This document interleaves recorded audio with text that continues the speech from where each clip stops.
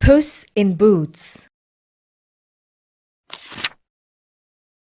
Once upon a time there lived a talking cat.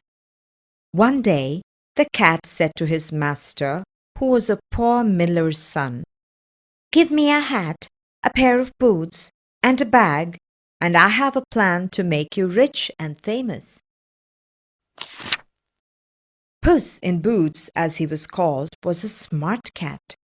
He caught many lovely birds and rabbits, put them in his bag, and went to the king. He bowed to the king and said, "Your Majesty, I bring you a gift from my noble master, the Marquis of Carabas." Now the king did not know who the Marquis of Carabas was. In fact, it was a name that Puss made up, but he was very pleased with the gift. From that day, every morning, Puss caught an animal and gifted it to the king. One day, the king was going for a ride in the forest. Immediately, Puss told his master, "Please go bathe in the river in the forest." As soon as his master was in the water, Puss took his clothes and hid them under a big rock. Puss then ran towards the king's carriage and shouted, "Help! Help! The Marquis of Carabas is drowning."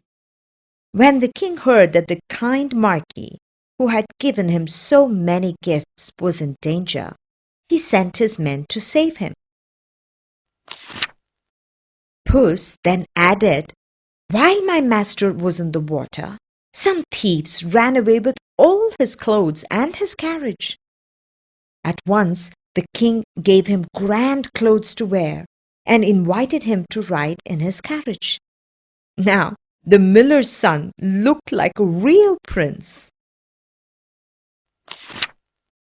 Puss's plan was not yet over.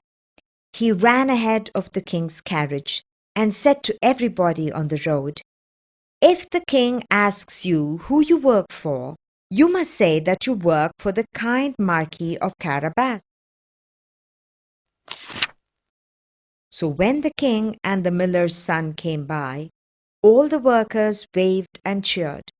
"Hail the Marquis of Carabas," they said. They told the king, "We work for the noble Marquis of Carabas. He owns all this land." All the lands actually belonged to a very rich and very wicked ogre. Puss quickly went to the ogre's castle and bravely said, "I have heard that you are a very powerful ogre who can change into any animal.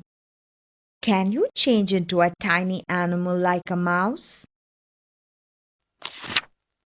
The ogre was flattered by Puss in Boots' words.